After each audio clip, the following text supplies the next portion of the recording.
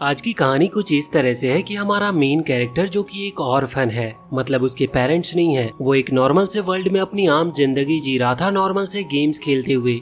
लेकिन एक दिन अचानक से उसे बिना पता लगे वो एक दूसरे वर्ल्ड में टेलीपोर्ट हो गया। वो वर्ल्ड मैजिकल वर्ल्ड थी, लेकिन वहाँ पर टेलीपोर्ट होने के बाद भी वो बहुत ही कमजोर ही था, जिस वजह से कहानी शुरू होते ही वो मरने वाला था। लेकिन तभी अचानक से वो अपने आप ही एक गॉडेस को वहाँ पर समन कर लेता है, जिसके बाद उसे गॉड की तरफ से पावर्स मिलती है। तो कहानी की शुरुआत में हमें सबसे पहले हमारे मेन कैरेक्टर युआन को दिखाया जाता है, जो कि अभी एयरपोर्ट से कहीं पर जा रहा था। लेकिन एयरपोर्ट का जो रास्ता था वहाँ से वो हेडफोन लगाते हुए चल रहा था, और उसी दौरान टाइमलाइन में कुछ गड़बड़ होती है और एक पोर्टल सामने आता है। युआन गाना सुनते हुए जा रहा था, इस वजह से उसका ध्यान वहाँ पर नहीं था, और वो उस पोर्टल को पार कर लेता है और एक दूसरे पोर्टल में एंटर करता है, जिसके बाद वो एक दूसरी दुनिया में पहुंच चुका था। उसकी आंखें तब खुलती है जब उसके सामने से एक ड्रैगन भाग रहा था। वो देखता है कि वो एक अजीब सी जगह पर है, जबकि पहले वो एक हाईटेक एयरपोर्ट पर था। यहाँ पर उसे कुछ गर्ल्स भी दिखती है जो कि हवा में उड़ रही थी।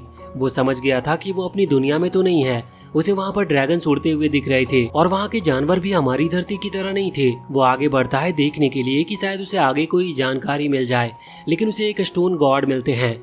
असल में ये सिर्फ एक पत्थर है। वहाँ पर दो मैजिशियंस भी थी जो बताती है कि अगर युआन इस पत्थर पर हाथ रखेगा तो इससे उसकी मैजिक पावर की स्ट्रेंथ पता चलेगी। वो बहुत खुश होता है।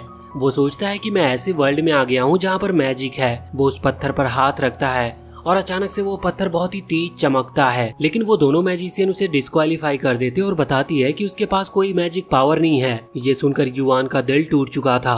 वो पूछता है कि इस पर तो लाइट जल रही थी। इस पर वो मैजिशियन बताती है कि इस पर अलग अलग कलर में लाइट जलती है। सभी कलर्स अलग अलग मैजिक के टाइप्स को बिलोंग करते हैं, और तुम्हारे केस में व्हाइट लाइट जली है जो कि किसी मैजिक टाइप को बिलोंग नहीं करती।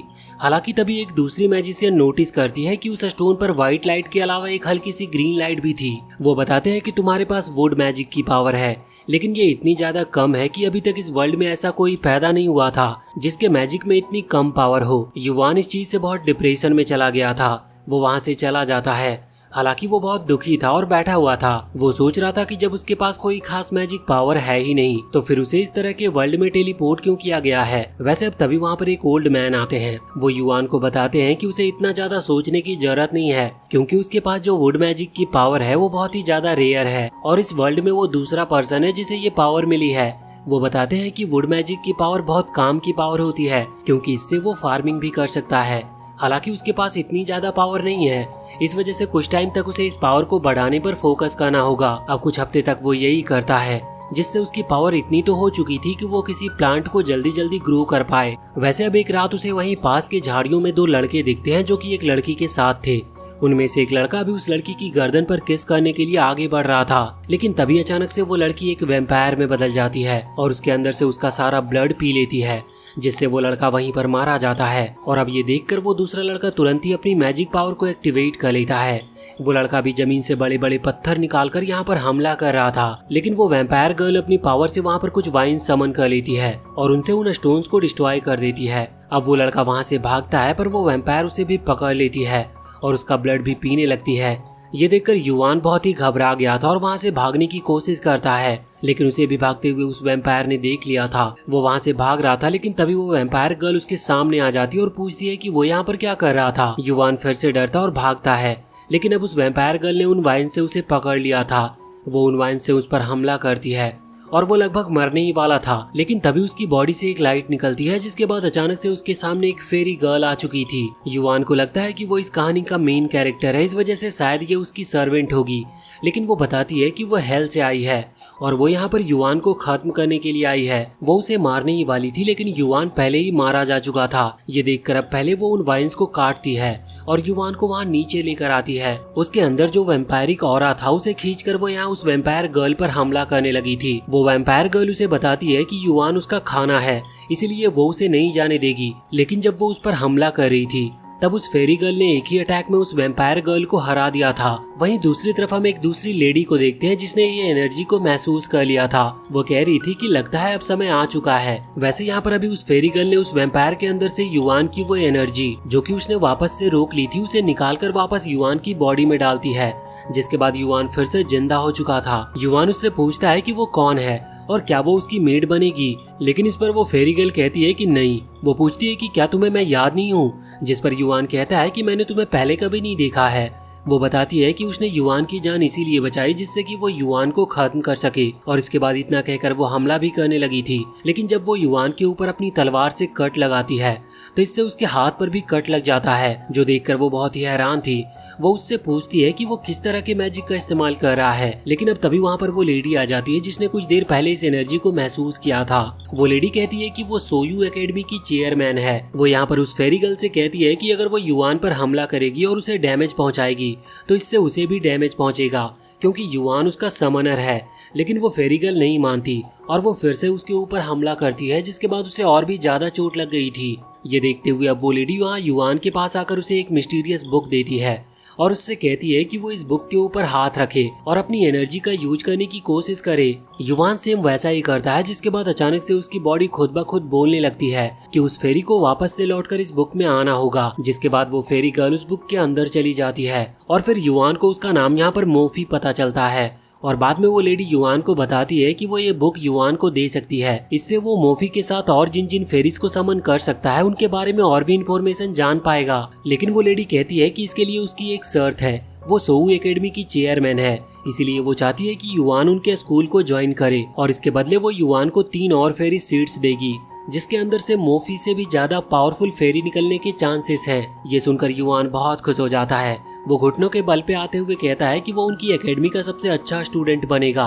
वैसे वो अभी ये सोच रहा था कि आखिर इन सीट्स के अंदर से किस तरह की फेरी गर्ल्स बाहर आएंगी। वैसे उसी रात वो उस बुक को पढ़ रहा था, जिसके बाद अचानक से वो बुक एक्टिवेट होती है और युआन को जानने को मिलता है कि इस बुक से वो हर एक फेरी की पास्ट लाइफ को जान सकता है। असल में फेरीज जन्म नहीं लेती, बल्कि वो किसी की री इनकारनेशन होती है, और अगर उसे किसी फेरी का मास्टर बनना है या समनर बनना है तो इसके लिए उसे फेरी के पास्ट को देखना होगा और पास्ट में जाकर उसके साथ दोस्ती करनी होगी।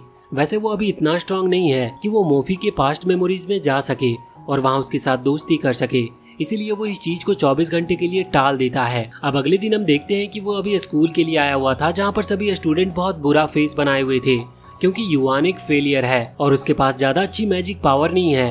फिर आखिर वो उनकी एकेडमी यानी कि उनके स्कूल को ज्वाइन कैसे कर सकता है। वैसे तभी एक स्टूडेंट वहाँ एक क्रिस्टल युआन की तरफ फेंकता है, क्योंकि उसके पास आइस मैजिक की पावर थी और ये एक ट्रैप था। लेकिन युआन को ये चीज पता नहीं थी, इस वजह से वो उस आइस क्रिस्टल को उठाने लगता है और अचानक से वहाँ पर एक लाइट चमकती है और हमें जानने को मिलता है कि उस क्रिस्टल को छूने की वजह से युआन को अब आइस मैजिक की पावर मिल चुकी है। ये बहुत ही रेयर बात थी, क्योंकि युआन के पास अब 2 एट्रीब्यूट आ गए थे, जो कि इस वर्ल्ड में होना लगभग नामुमकिन है।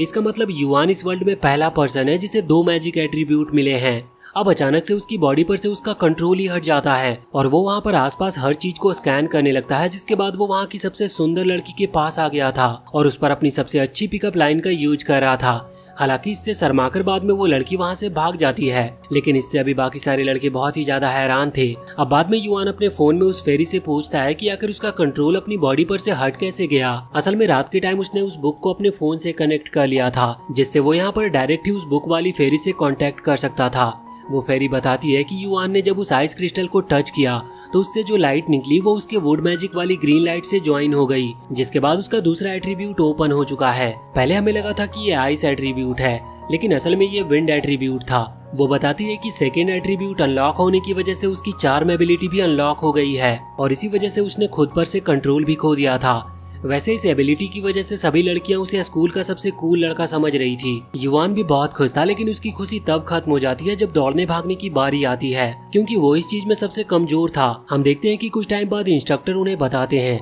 कि उनकी मैजिक पावर को बढ़ाने के लिए डुअल मैच प्लान किया गया है। अभी यहाँ पर वो लड़का जिसने युआन का मजाक उड़ाने के लिए वो क्रिस्टल वहाँ युआन के सामने फेंका था, वो उसे चैलेंज करता है और युआन को भी उसका चैलेंज एक्सेप्ट करना पड़ता है। वो दोनों आमने सामने थे। तभी वहाँ पर हम एक बगी को आता हुआ देखते हैं, जिसके अंदर किसी कंट्री की प्रिंसेस बैठी हुई थी। वो भी उनका मैच देखेगी। अभी प्रिंसेस को इम्प्रेस करने के लिए वो लड़का सोच रहा था कि उसे युआन को बहुत बुरी तरह से हराना होगा। वो यहाँ पर युआन के ऊपर अपनी कोल्ड विंड का इस्तेमाल करता है, लेकिन युआन को उन्हें डॉज करने में कोई प्रॉब्लम नहीं होती। तभी उस लड़के ने एक टॉर्नेडो क्रिएट कर लिया था, जो कि सच में बहुत पावरफुल था। लेकिन तभी मोफी युआन से कहती है कि वो उसे समन कर सकता है, ये फाइट शुरू होने से पहले ही खत्म हो जाएगी। लेकिन युआन कहता है कि नहीं, वो खुद इस अटैक को रोकना चाहता है। वो यहाँ पर अपने वुड मैजिक का इस्तेमाल करने की कोशिश करता है, जिससे उसका नेचर मैजिक एक्टिवेट हो जाता है और वहाँ पर उसने उसी अटैक के साथ उसके टॉर्नेडो को खत्म कर दिया था। हालांकि इतनी पावर यूज करने की वजह से युआन अचानक से बेहोश भी हो चुका था और जब उसकी आंखें खुलती है तो वो एक विलेज के अंदर था जो कि अभी जल रहा होता है। अभी युआन जब आगे बढ़ता है तो वहाँ पर एक आदमी उसे आकर पकड़ लेता है और उससे मदद मांगता है, जिससे युआन बहुत घबरा गया था। पर तभी दूसरा आदमी आता और उस पहले वाले आदमी को वहाँ से लेकर जाता है। युआन घबरा कर पीछे हट रहा था और उसी दौरान उसे वहाँ पर एक छोटी बच्ची दिखती है जिसे बहुत तेज बुखार था। वो एक गीला कपड़ा उसके सर के ऊपर रखता है, लेकिन वो बच्ची बेहोश हो जाती है। अभी युआन वहीं पर बैठा हुआ था। कुछ देर के बाद वहाँ पर दो लड़के आते हैं जो कि कह रहे थे कि वो इस छोटी बच्ची को सेल कर सकते हैं, जिससे उन्हें कुछ गोल्ड कॉइन मिल जाएंगे। लेकिन युआन उन्हें ऐसा करने से रोकता है, लेकिन वो युआन पर हमला करते हैं और वो लड़की को वहाँ से ले जाने लगते हैं। वो उसे बचाने के लिए उनसे मार खाता है, जिस दौरान वो बेहोश होने वाला था। लेकिन बेहोश होते वक्त उसे सामने मोफी दिखती है और जब वो वापस से होश में आता है तो वो वापस से वहाँ उस मैजिकल वर्ल्ड में लौट चुका था, जहाँ पर वो बुक वाली फेरी उसे बताती है कि वो अभी अभी मोफी के मेमोरीज से लौट कर आया है। वो फेरी कहती है कि अगर उसे सच में किसी फेरी को कंट्रोल करना है या उससे अपने ऑर्डर्स को फॉलो करवाने हैं तो इसके लिए उसे उनके साथ दोस्ती करनी होगी, जिसके लिए उसे उनके पास्ट में जाना जरूरी है। वो ये चीज टाल नहीं सकता। युआन ये बात समझ गया था। हालांकि बाद में वो अपने फोन से मोफी से बात भी करता है और उसे समझाता है कि वो कभी भी उस पर हुक्म नहीं चलाएगा और उसे जो काम पसंद नहीं वो उससे जबरदस्ती नहीं करवाएगा। लेकिन फिर वो कहती है कि अच्छी स्पीच थी, लेकिन उसे युआन पर बिल्कुल भी भरोसा नहीं है। वैसे अब तभी युआन को अब एक आवाज सुनाई देती है। हम देखते हैं कि उनके डॉर्म के अंदर अभी दो गर्ल्स आई हुई थी। वो आपस में बात कर रही थी कि ये सभी सो चुके हैं, आखिर आज हमें किसे अपना खाना बनाना चाहिए। ये सुनते हुए युआन समझ जाता है कि ये दोनों ही वैम्पायर हैं, लेकिन वो बिल्कुल भी आवाज नहीं करता, क्योंकि अगर वो इस सिचुएशन में फंसा तो मोफी के समन होने से पहले ही वो मारा जा सकता है। लेकिन अब वो गर्ल्स खुद ही आगे बढ़कर अपना शिकार ढूंढने लगती है। पर उसी दौरान वहाँ पर किसी की एंट्री होती है। ये वैम्पायर किंग था। ये उनसे कहता है कि अभी हमें कुछ दूसरा काम है, इसीलिए हमें यहाँ से चलना चाहिए। अगले दिन युआन वहाँ से वापस अपने घर पर लौट आया था। वहाँ पर वो कह रहा था कि ना जाने वो चेयरमैन कहाँ चली गई। अगर वो जल्दी नहीं मिली तो वो उसे उन वैम्पायर के बारे में कैसे बताएगा, और अगर वो उन्हें वैम्पायर के बारे में नहीं बता पाया तो शायद कुछ स्टूडेंट के बाद उसका नंबर भी लग जाए और वो भी मारा जाए। अभी वो नूडल्स खा रहा था, लेकिन तभी उसे घर के बाहर से कुछ आवाजें सुनाई देती है। वो समझ गया था कि शायद कोई वैम्पायर हो सकता है। वो बाहर आता है तो वहाँ पर उसे एक लड़की दिखती है और वो तुरंत ही उसे पंच मारकर बेहोश कर देता है। अब बाद में जब वो उसका चेहरा देखता है तो उसे पता चलता है कि ये इसी कंट्री की प्रिंसेस है। अब ना जाने वो यहाँ पर क्या कर रही थी, लेकिन युआन सोचता है कि अगर किसी को पता चला कि उसने प्रिंसेस पर हाथ उठाया तो शायद उसे एग्जीक्यूट कर दिया जाए। इसीलिए अब वो प्रिंसेस को खींचकर घर में ले आता है। अभी वो होश में नहीं थी और युआन को भी नींद आ रही थी, लेकिन जगह नहीं थी, इसीलिए वो उसके पास में ही सो गया था। सुबह जब प्रिंसेस की नींद खुलती है तो उसे युआन पर शक होता है और वो उसे पंच मारती है। युआन उससे माफी मांगता है और बताता है कि ये उसकी गलतफहमी थी। बाद में युआन उसके लिए नूडल्स बनाता है जो कि प्रिंसेस को बहुत ही ज्यादा पसंद आते हैं। लेकिन उसी दौरान उन्हें फिर से गेट पर किसी के नॉक करने की आवाज आती है। उन दोनों को ही लग रहा था कि ये वैम्पायर है। तभी एक वैम्पायर गर्ल वहाँ उस गेट को तोड़ देती है, लेकिन सही वक्त पर वहाँ युआन और प्रिंसेस दोनों ही एक दूसरे रूम में छुप गए थे। हालांकि एक गिलास का जार वहाँ नीचे गिरने वाला था, लेकिन युआन उसे गिरने से पहले रोक लेता है। हम देखते हैं कि वहाँ पर वो वैम्पायर लड़की अकेले नहीं आई थी, उसके साथ ही वैम्पायर भी उसके साथ थी। वो इंसानों की स्मेल पहचान लेती है और अब वो दोनों इस रूम की तरफ बढ़ने लगे थे। वो यहाँ इस रूम के गेट को भी तोड़ देते हैं, लेकिन युआन और प्रिंसेस वहाँ से निकल चुके थे। युआन ने यहाँ पर अपने वुड मैजिक की पावर का इस्तेमाल किया था। अभी भागते हुए वो लोग जंगल में पहुंचते हैं, जहाँ युआन प्रिंसेस से पेड़ के पीछे छुपने को कह रहा था, लेकिन अब वो छुप पाती उसके पहले ही वो दोनों वैम्पायर्स वहाँ पर आ जाते हैं। पर सही समय पर युआन मोफी को समन कर लेता है। मोफी अभी उन पर हमला करके उन्हें दूर हटा देती है, जिसके बाद वो अपनी एक सीक्रेट टेक्निक का इस्तेमाल कर रही थी। लेकिन इस टेक्निक का इस्तेमाल करने में उसे कुछ टाइम लगता है, जिसका फायदा उठाते हुए फिर वो दोनों वैम्पायर उस पर हमला कर रही थी। लेकिन तभी मोफी हेल फायर का इस्तेमाल करते हुए उनकी बॉडी को जलाने लगती है। जब वो दोनों ही वैम्पायर वहाँ से निकलने की कोशिश करते हैं तो वो देखती है कि वो एक इनविजिबल बैरियर के अंदर कैद हो चुकी है। लेकिन अब वो बैरियर अचानक से टूट जाता है, क्योंकि अब वहाँ पर वैम्पायर किंग आ चुका था। वो दोनों वैम्पायर गर्ल सोचती है कि वो बच गई, लेकिन वैम्पायर किंग उन दोनों को ही खत्म कर देता है। और इसके बाद अब वहाँ पर मोफी और वैम्पायर किंग की फाइट होने लगती है। यहाँ पर वो बुक वाली फेरी युआन को बताती है कि वो लेवल 8 पर पहुँच चुका है और उसकी पावर पहले से ज्यादा बढ़ गई है। लेकिन युआन का ध्यान अभी वहाँ सामने था, क्योंकि मोफी वैम्पायर किंग से हार रही थी। युवान यहाँ उस बुक वाली फेरी से पूछता है कि क्या वो मदद करने के लिए कुछ नहीं कर सकते, जिस पर वो बुक वाली फेरी कहती है कि वो मदद कर सकते हैं, लेकिन इसके लिए युवान को मोफी की स्पिरिचुअल वर्ल्ड में जाना होगा। युवान इसके लिए तैयार था, लेकिन वो फेरी बताती है कि युवान के पास इतनी स्पिरिचुअल एनर्जी नहीं है कि वो वहाँ पर मोफी की स्पिरिचुअल वर्ल्ड के अंदर जा सके। लेकिन अब कोई और दूसरा रास्ता नहीं था, क्योंकि वहाँ पर मोफी की हालत और भी ज्यादा खराब होने लगी थी। वो किसी भी तरह से उस वैम्पायर किंग को हरा नहीं सकती थी। तभी यहाँ पर प्रिंसेस युवान के पास आती है और उसे बताती है कि वो युवान को बहुत सारी स्पिरिचुअल एनर्जी दे सकती है। युवान ये सुनकर हैरान था। वो कहता है कि इसके बदले वो उसे साल भर नूडल्स खिलाएगा, क्योंकि प्रिंसेस को वो नूडल्स बहुत पसंद आए थे। जिसके बाद प्रिंसेस उसकी मदद करती है। युवान अभी उसके स्पिरिचुअल वर्ल्ड में जाने की कोशिश कर रहा था, जिस दौरान वैम्पायर किंग मोफी को दूर करते हुए युवान पर हमला करने की कोशिश करता है, लेकिन मोफी उसके अटैक को रोक लेती है। जिसके बाद यहाँ पर युवान अभी उस स्पिरिचुअल वर्ल्ड में पहुंच चुका था। यहाँ पर अभी हम मोफी को देखते हैं, जो कि कुछ चोरों को खत्म कर रही थी। आखिरी वाला चोर उससे माफी मांगता है, जिसके बाद मोफी उसे माफ कर देती है और जाने लगती है। लेकिन वो चोर इस चीज का फायदा उठाते हुए उसे पीछे से आकर उसके ऊपर हमला कर देता है। युवान आवाज लगाता और मोफी तुरंत ही पीछे मुड़ते हुए उस चोर को भी खत्म कर देती है। युवान यहाँ पर अभी उसे रोक रहा था, लेकिन अभी उसे वो टच करता है तो उसे पता चलता है कि मोफी ना ही उसे सुन सकती है और ना ही उसे देख सकती है। उसे इस चीज का कारण पता नहीं था, लेकिन वो फेरी कहती है कि शायद तुम्हारी सोल इस वर्ल्ड में एग्जिस्ट नहीं करती, या फिर अगर वो एग्जिस्ट करती है तो तुम्हें उसे ढूंढना होगा। युवान को कुछ ज्यादा समझ में नहीं आया था, लेकिन अब वो मोफी के पीछे जाने लगा था। वो वहाँ से आगे बढ़ते हुए एक लड़के से मिलती है। उस लड़की के पास एक तलवार थी, जो कि मोफी को बहुत पसंद आती है। वो उस तलवार को उससे मांग रही थी, लेकिन वो लड़का बताता है कि ये बेचने के लिए नहीं है। जिसके बाद मोफी वहाँ से चली जाती है। युवान अभी उस लड़की को देख रहा था और वो सोच रहा था कि आखिर इसने मोफी को मना कैसे किया। वैसे अगले सीन में हम देखते हैं कि अभी अगले दिन ये लड़का वहाँ उस जगह के बच्चों के साथ खेल रहा था, जिस दौरान मोफी भी सामने वाले घर की खिड़की से इधर इसको देखती है। ये उसे हाई करता है, लेकिन वो भी खिड़की लगा देती है। अभी मोफी कहीं गई हुई थी। जब वो वापस लौट आती है तो वो देखती है कि कुछ लोग उस लड़के को मार रहे हैं और वो लड़का एक छोटी बच्ची को बचाने की कोशिश कर रहा है। ये देखते हुए मोफी को वही टाइम याद आता है जब युवान ने उसकी मदद की थी। वो यहाँ पर उन लोगों पर हमला करने लगी थी, लेकिन वो लोग उसके ऊपर भी हमला करते हैं। पर उस दौरान वो पहचान लेते हैं कि मोफी तो एक फेमस किलर है।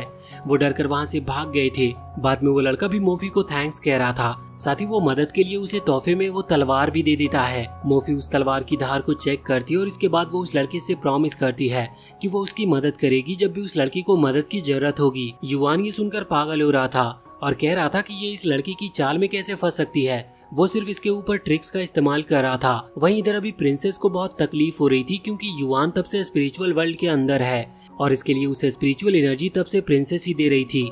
वैसे वहाँ मोफी और उस वैम्पायर किंग की लड़ाई में मोफी हार रही थी और वैम्पायर भी वहाँ पर युवान पर भी हमला कर रहा था, लेकिन युवान को बचाने के लिए हर बार मोफी सामने आ जाती है और वो ये जान गई थी कि अब वो नहीं बच सकती। इसी वजह से वो अपनी तलवार को वापस रख लेती है और जब वो वैम्पायर किंग अपनी तलवार से हमला करता है तो वो सामने से हटती नहीं, जिसकी वजह से वो तलवार उसकी बॉडी के आर पार हो चुकी थी। लेकिन अब वो अपने ब्लड से एक स्पेशल टेक्निक का इस्तेमाल करते हुए उस वैम्पायर किंग को अपने ब्लड चेन्स में फंसा लेती है। वो तब तक आजाद नहीं हो सकता था जब तक कि मोफी मारी नहीं जाती, लेकिन अब वो उसे खोल नहीं सकता, इसलिए वो कुछ कर भी नहीं पाएगा।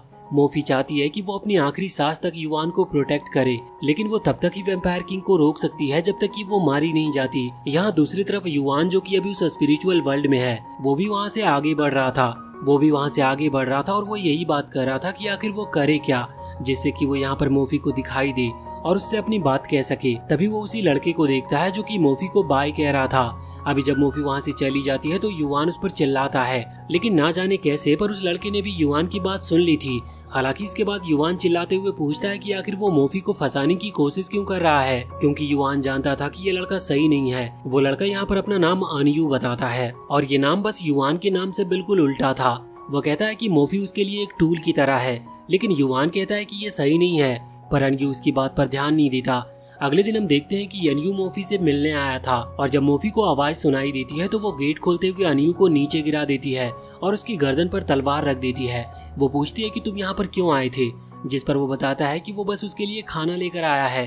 हालांकि उसे नीचे गिराने के चक्कर में खाना भी नीचे गिर चुका था। मोफी खाना उठा रही थी पर अनयू कहता है कि नहीं, तुम्हें ऐसा करने की जरूरत नहीं है, मैं तुम्हें दूसरा खाना ला कर दूंगा। और इसके बाद अब वो वहाँ से चला गया था। वैसे युवान यहाँ पर अभी चिल्ला चिल्ला कर उसे समझाने की कोशिश कर रहा था कि अनयू सिर्फ उसकी फीलिंग्स के साथ खेल रहा है, लेकिन मोफी को उसकी बातें सुनाई नहीं देती। उसी शाम हम देखते हैं कि मोफी और अनयू दोनों उस टाउन के सबसे सेफ टावर के ऊपर आए हुए थे। यहाँ पर अनयू बताता है कि वो एक ट्रैवलर है और वो हर टाउन में ट्रेजर ढूंढते हुए घूमता रहता है। वो यहाँ इतने समय इसीलिए रुका है क्योंकि उसे मोफी पसंद है। वो चाहता है कि वो उसकी जर्नी में उसका साथ दे। हालांकि मोफी को डर था कि क्या वो सच में अपनी पिछली लाइफ यानी कि एक किलर वाली लाइफ छोड़ सकती है। अगले दिन हम देखते हैं कि मोफी फिर से कुछ चोरों को खत्म करके आ रही थी। रास्ते में उसे अनयू मिलता है, जिसे देखकर वो अपनी तलवार छुपा लेती है क्योंकि वो सोच रही थी कि अगर अनयू ने उसे तलवार के साथ देखा तो शायद उसे अच्छा ना लगे। वैसे यहाँ पर अनयू बताता है कि वो खाने के लिए कुछ सामान लेने के लिए गया था, तो वो दोनों साथ में घर चल सकते हैं। लेकिन मोफी कहती है कि वो कुछ देर के बाद आएगी और फिर वो उसे वहाँ से जाने को कहती है। अभी मोफी दुखी थी क्योंकि उसने अनयू से झूठ कहा, लेकिन जब वो घर पर पहुंचती है तो वहाँ पर अनयू ने उसके लिए खाना रेडी कर लिया था। वो बताता है कि ये डिश उसकी मदर ने उसे बनाना सिखाया था। अभी मोफी यहाँ पर बहुत ही ज्यादा खुश थी, लेकिन युवान यहाँ बार बार यही कह रहा था कि आखिर वो उसके झूठ को पहचान क्यों नहीं पा रही। वो हर बार उसे धोखा ही दे रहा है। वैसे अब मोफी बता देती है कि असल में वो एक किलर है, लेकिन अनयू कहता है कि उसे इस चीज से कोई फर्क नहीं पड़ता क्योंकि वो उसे पसंद करता है। मोफी बताती है कि जब वो बहुत छोटी थी तब उसकी मदद किसी ने नहीं की, इसीलिए उसने फैसला किया कि वो खुद को ताकतवर बनाएगी, जिससे अगर कोई उसकी मदद ना करने भी आए तो वो खुद की मदद कर सके। अनयू कहता है कि उसे मोफी के पास्ट से कोई मतलब नहीं, वो उसके साथ फ्यूचर देखता है। वैसे अब यहाँ पर मोफी ने डिसाइड कर लिया था कि वो अनयू की जर्नी में साथ देगी। इसी वजह से वो वहाँ एक सेलर के पास पहुँचती है जहाँ वो अभी शिप की टिकट लेने के लिए पहुँची थी। लेकिन वो सेलर कहता है कि उसे इस ट्रिप पर नहीं जाना चाहिए क्योंकि अनयू सही लड़का नहीं है और शायद वो उसे चीट करने की कोशिश कर रहा है। पर मोफी उसकी बातें नहीं सुनती और जहाज की 2 टिकट लेकर वहाँ से लौट जाती है। बाद में वो टिकट अनयू को दिखाती है और अनयू कहता है कि तुम शाम को मेरा इंतजार करना, हम उसी सेफ टावर पर मिलेंगे। मोफी इसके लिए हाँ कर देती है, लेकिन हम देखते हैं कि शाम के टाइम उसने एक और चोर को मार दिया था। जिसके बाद वो घर लौटती है और अपना सामान बैग पैक करती है और टावर की तरफ निकल जाती है। रास्ते में उसे 2 और चोर मिलते हैं, लेकिन जब वो मोफी को पहचान लेते हैं तो वो उससे माफी मांगने लगे थे। मोफी अच्छे मूड में थी, इस वजह से आज वो उन्हें माफ कर देती है। अब वहाँ टावर पर आने के बाद वो बहुत देर से इंतजार कर रही थी, लेकिन अनयू अभी तक वहाँ पर आया नहीं था। युवान सोच रहा था कि शायद वो कभी आया ही नहीं और इसी वजह से मोफी तब से ही बहुत गुस्सा है। लेकिन तभी मोफी कहती है कि शायद वो किसी काम में फंस गया होगा और शायद वो कुछ टाइम बाद यहाँ पर आए। अब इसी तरह से इंतजार करते हुए पूरा दिन बीत गया था और अगले दिन का भी आधा दिन बीत चुका था। युवान कह रहा था कि आखिर तुम यहाँ से जाती क्यों नहीं, लेकिन उसकी बात मोफी को सुनाई नहीं दे रही थी। मोफी गुस्से में तो थी, लेकिन वो खुद को समझा रही थी और कह रही थी कि शायद वो यहाँ से चली गई और अगर इसके बाद फिर यहाँ पर अनयू आया तो वो क्या सोचेगा। वैसे अब कुछ और दिन बीतते हैं और फिर वो सेलर वहाँ पर आकर मोफी को बताता है कि टाउन पर सारे चोरों का हमला हो चुका था। उन्होंने एक साथ हमला किया जिस वजह से हम लोग खुद को बचा नहीं पाए। लेकिन मोफी अभी जाने को तैयार नहीं थी। वो कह रही थी कि अभी वो यहाँ पर रुककर अनयू का इंतजार करेगी। लेकिन तभी हम देखते हैं कि कुछ चोरों ने उस टावर को घेर लिया था। वो बम के थ्रू उस टावर को गिरा देते हैं। मोफी भी वहाँ पर नीचे गिर जाती है और जब उसे होश आता है तो वो सामने बहुत सारे चोरों को देखती है। उसे लग रहा था कि शायद इन्होंने अनयू को पकड़ लिया होगा, इसी वजह से वो यहाँ पर आया नहीं। वो आगे बढ़ती है और उनमें से 2 चोरों को मार देती है। लेकिन सामने जो बहुत सारे चोर खड़े हुए थे उन्होंने एक लड़की को पकड़ रखा था और कह रहे थे कि वो उसे जान से मार देंगे। लेकिन इससे मोफी को और भी ज्यादा गुस्सा आ जाता है और वो तुरंत ही हमला करते हुए उन सभी चोरों को खत्म कर देती है। वो अभी उस लड़की से कह रही थी कि उसे डरने की जरूरत नहीं, लेकिन तभी वो लड़की चाकू निकालकर मोफी को मार देती है और इससे वो समझ गई थी कि ये इन्हीं लोगों के साथ मिली हुई थी। अब तभी वहाँ पर अनयू की एंट्री होती है। वो लड़की उससे कहती है कि मोफी सच में बहुत बड़ी बेवकूफ है, वो इतनी आसान ट्रिक में फंस गई। वैसे मोफी अभी रेंगते हुए अनयू की तरफ आगे बढ़ रही थी, लेकिन तभी वहाँ पर दूसरा चोर आता है और उससे कहता है कि तुम कब समझोगी कि ये सब अनयू का ही प्लान था। और हमें दिखाया जाता है कि कुछ हफ्ते पहले अनयू इन लुटेरों से मिलने गया था, जहाँ पर वो बताता है कि वो मोफी को हरा सकता है, लेकिन इसके बदले उसे साउथ एरिया की कमांड सौंप दी जाए, जिस पर वो लुटेरे हाँ कर देते हैं। साथ ही वो उसे तलवार भी देते हैं और सिर्फ इन्हीं 2 चीजों के लिए उसे मोफी को धोखा दिया था। अभी मोफी ये सुनकर आगे बढ़ रही थी, लेकिन वो लुटेरे उसे घुटने के बल पर कर देते हैं। एक लुटेरा कह रहा था कि हमें इसे मार देना चाहिए वरना ये फ्यूचर में हमें दिक्कत देगी, मगर ये सोचकर कि जिससे वो पसंद करती थी उसने उसे धोखा दिया। मोफी अभी पागल हो रही थी, वो जोर से चीखती है, लेकिन तभी हम देखते हैं कि अचानक से वहाँ आसपास के लुटेरे मरने लगते हैं और तभी वहाँ पर कुछ फेरीज की एंट्री होती है और वो फेरीज उस टाउन को भी डिस्ट्रॉय करने लगती है।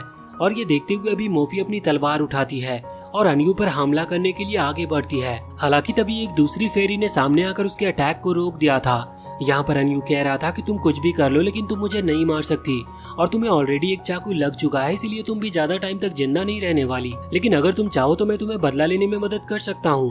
वो अपने पास से फ्लावर निकालता है और कहता है कि अगर तुम परमिशन दो तो तुम एक फेरी बन सकती हो, लेकिन रीइंकार्नेशन वर्ल्ड में। अब यहाँ रीइंकार्नेशन वर्ल्ड में अनयू से बदला लेने के लिए मोफी ने इस चीज के लिए हाँ कर दी थी, जिसके बाद अनयू अपने उस फ्लावर पर अपनी मैजिक पावर का यूज करता है और वो फ्लावर ग्लो करने लगता है। वैसे इसके बाद अभी युआन अनयू से कह रहा था कि आखिर उसने ऐसा क्यों किया, ऐसा करने से उसे क्या मिला। तो इस पर अनयू उसे जवाब देता है कि वो इस वर्ल्ड को एक गेम की तरह समझता है और असल में अनयू ही युआन का अपोजिट सोल है और अनयू का सपना है कि वो इस दुनिया को जीतना चाहता है। वो कहता है कि तुम मेरी सोल हो, इसका मतलब तुम्हारा भी यही ड्रीम होगा। वैसे भी ये वर्ल्ड गेम की तरह है, इसीलिए मैंने सिर्फ मोफी का यूज किया। ये सुनकर युआन को गुस्सा आ जाता है। वो उसे पकड़ता है और कहने लगता है कि तुम्हें मोफी को ठीक करना होगा, लेकिन अनयू वहाँ से गायब होकर दूसरी जगह पर आता है और कहता है कि तुम बहुत कमजोर हो, तुम कुछ भी कर नहीं सकते, और फिर वो वहाँ से गायब हो जाता है। युआन जब पूछता है कि अभी अभी क्या हुआ, तो वो बुक वाली फेरी उससे कहती है कि अनयू सिर्फ एक सोल पार्टिकल है, इसीलिए तुम उससे बात कर सकते थे,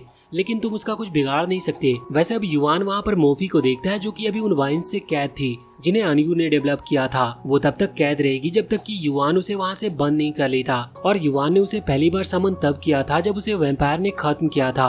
तो युआन कह रहा था कि ये सील तभी ब्रेक हुई थी जब मैं मर गया था, तो शायद अगर मैं फिर से मर जाऊं तो ये सील ब्रेक हो सकती है। लेकिन इस पर वो फेरी कहती है कि तुम बेवकूफ हो, जैसी बातें क्यों कर रहे हो, तुम अभी एक स्पिरिट वर्ल्ड में हो, यहाँ पर तुम मारे गए तो तुम्हें बचाने का कोई रास्ता नहीं है। लेकिन युआन कहता है कि नहीं, वो उसे बचा कर ही रहेगा। वो आगे बढ़ता और वहाँ पर पड़ी तलवार उठाता है, लेकिन एक ही सेकंड के बाद उसे पता चलता है कि उसमें इतनी हिम्मत नहीं कि वो खुद को खत्म कर सके। लेकिन अचानक से वो जगह हिलने लगती है। वो फेरी बताती है कि ये वर्ल्ड बहुत ही जल्द वैनिश होने वाली है, और ऐसा इसी वजह से था क्योंकि वहाँ प्रिंसेस अपनी बहुत सारी स्पिरिचुअल एनर्जी दे चुकी है और अब वो बहुत जल्दी होश में आने वाली है, और इसीलिए ये स्पिरिचुअल वर्ल्ड बहुत जल्दी खत्म हो जाएगी। अब ये सिचुएशन देखते हुए युआन तुरंत ही आगे बढ़ता है और उस तलवार को जमीन में लगाता है और वहाँ उन वाइन्स पर चढ़ने लगता है, और वो वहाँ पर ऊपर आकर कहता है कि वो किसी भी कीमत पर उसे बचा कर रहेगा और हो सके तो उसे माफ कर दो। साथ ही साथ इसके बाद वो उसे गुड बाय किस देता है और वहाँ से जंप कर देता है, जिसके बाद वो नीचे आकर सीधा उस तलवार पर गिरा था। यहाँ पर उसकी ये बातें सुनकर मोफी को वापस से वही अनयू वाली मेमोरीज दिखना शुरू होती है, लेकिन इस बार वो वहाँ पर युआन को नोटिस कर पा रही थी। वो समझ जाती है कि युआन ने उसे कई बार वार्न करने की कोशिश की थी, लेकिन उसने उस पर ध्यान नहीं दिया, और अब यहाँ पर युआन को तलवार लगने की वजह से वो वाइन्स डिस्ट्रॉय हो जाती है और मोफी आजाद हो चुकी थी। लेकिन जब वो नीचे आकर युआन को देखती है तब युआन मारा जा चुका था। वो कह रही थी कि आखिर उसने सिर्फ उसके लिए अपनी जान क्यों दे दी। वो कहती है कि वो अपनी पूरी लाइफ युआन के साथ जीना चाहती है, लेकिन उसके पास अब इतनी पावर नहीं कि अब वो फिर से युआन को जिंदा कर सके, इसीलिए अब उसके पास जिंदगी भर अकेले रहने के अलावा और कोई रास्ता नहीं है। वो इस दुख के साथ वहाँ से आगे बढ़ने लगी थी, पर उसी दौरान युआन को होश आ जाता है और वो उसका पैर पकड़ लेता है। अभी युआन को भी नहीं पता था कि आखिर वो बच कैसे गया, लेकिन वो कह रहा था कि तुम्हारी ये जो स्पीच थी वो दिल को छूने वाली थी और शायद इसी की वजह से मैं फिर से जाग गया। वैसे ये सुनने के बाद मोफी को थोड़ी सी शर्म आती है और वो गुस्से में अपनी तलवार आगे कर लेती है। वो कहती है कि मैं आज तुम्हें जिंदा नहीं छोड़ूंगी, लेकिन ये सुनकर युआन घुटने के बल पर आता और उससे माफी मांगने लगता है। वो बताता है कि वो प्रिंसेस की हेल्प से यहाँ पर आया है, उसी ने अपनी स्पिरिचुअल एनर्जी दी थी मुझे यहाँ तक पहुँचाने के लिए। अब ये सुनने के बाद मोफी युआन को माफ कर देती है। वैसे अब युआन कहता है कि उस वैम्पायर किंग को हराने के लिए हमें अपनी पावर मिलानी होगी, तभी तुम उसे हरा पाओगी। तभी वो दोनों हाथ मिलाते हैं और मोफी कहती है कि अब वो पूरी लाइफ उसके साथ रहेगी। इसके बाद अब वो वापस से रियल वर्ल्ड में आ गए थे, जहाँ पर हम देखते हैं कि अभी अपनी लगभग सारी स्पिरिचुअल एनर्जी देने की वजह से प्रिंसेस बेहोश हो चुकी थी, लेकिन अब युआन उसे वहाँ से नीचे लेटा देता और उसके बाद आगे आता है। वो कहता है कि अब हमें अपनी पूरी पावर लगानी होगी, जिसके बाद मोफी की स्पिरिट युआन के अंदर एंटर करती है और युआन की बॉडी चेंज होने लगी थी और वो बहुत ही ज्यादा ताकतवर हो चुका था, जिसके बाद वो अपनी बहुत ही पावरफुल अटैक का इस्तेमाल करता है। वैम्पायर किंग को लग रहा था कि वो युआन को हरा देगा, इसीलिए वो भी अटैक करने के लिए आगे बढ़ रहा था, लेकिन युआन उसके अटैक को रोक रहा था। यहाँ पर युआन का अटैक भी वैम्पायर किंग ने डॉज कर दिया था। इसी वजह से युआन अब अपनी पावर से उन वाइन्स को समन करता है। वो उनसे हमला कर रहा होता है, लेकिन वैम्पायर किंग उन्हें भी रोक ले रहा था। अब उनकी लड़ाई वहाँ हवा में होने लगी थी। उनकी तलवारें कई बार आपस में टकराती है, लेकिन बाद में युआन उस पर तेजी से हमला करते हुए उसे जमीन पर नीचे गिरा देता है। लेकिन अभी वो वैम्पायर किंग मरा नहीं था। वो फिर से हमला करने के लिए वापस से उठता है, लेकिन युआन फिर से उस पर बहुत ही खतरनाक अटैक करता है, जिसके बाद वहाँ नीचे की जगह डिस्ट्रॉय हो चुकी थी। ये देखने के बाद युआन कह रहा था कि शायद अब वैम्पायर किंग बचा नहीं है, लेकिन मोफी उससे कहती है कि नहीं, वो अभी भी जिंदा है, हालांकि वो सामने नहीं था। वैसे तभी युआन उसके सर पर वो सींग को देखता है और उससे पूछने लगता है कि क्या ये लकड़ी के बने हैं, जिस पर मोफी को गुस्सा आता है और वो उसे पंच करते हुए नीचे गिरा देती है। वो कहती है कि तुम्हें कभी भी एक फेरी के हॉर्न्स को टच नहीं करना चाहिए। वैसे अब तभी वहाँ पर चेयरमैन लेडी की एंट्री होती है। वो ये देखकर बहुत खुश थी कि युआन ने उस वैम्पायर किंग को हरा दिया। वो यहाँ पर युआन को 2 फेरी सीड्स देती है उस वैम्पायर किंग को हराने के बदले में।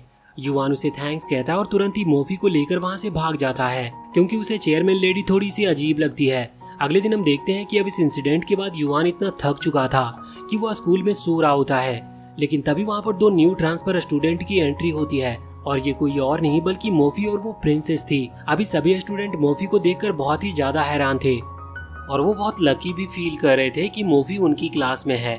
लेकिन यहाँ पर मोफी और प्रिंसेस दोनों ही युआन के अगल बगल में आकर बैठ जाती है।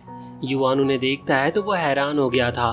वो उनसे पूछता है कि आखिर वो यहाँ पर क्या कर रही है और यहाँ पर आई क्यों। ये सुनकर बाकी स्टूडेंट को बहुत गुस्सा आ रहा था कि युआन आखिर उनसे ऐसे क्यों बात कर रहा है। लेकिन जब वो स्टूडेंट्स यहाँ युआन को मोफी और प्रिंसेस के साथ बहुत ही कैजुअल तरीके से बात करते हुए देखते हैं तो वो बहुत जेलस फील करते हैं और बाद में वो उसे खत्म करने के लिए उसके पीछे पड़ गए थे। लेकिन युआन भागते हुए किसी तरह से उनसे बचता है और वहाँ लाइब्रेरी के बाहर आ जाता है। वो सोच रहा था कि अब वो यहाँ पर आ ही गया है तो क्यों ना यहाँ से वो कुछ मैजिक बुक्स को ले जाए, जिससे कि वो अपने मैजिक को स्ट्रॉन्ग बना सके। लेकिन अंदर आने के बाद अभी लाइब्रेरियन उससे पूछ रही थी कि वो यहाँ पर क्या कर रहा है, जिस पर युआन कहता है कि उसे ऐसी मैजिक बुक्स चाहिए जो कि उसकी वुड मैजिक को थोड़ा स्ट्रॉन्ग बना सके।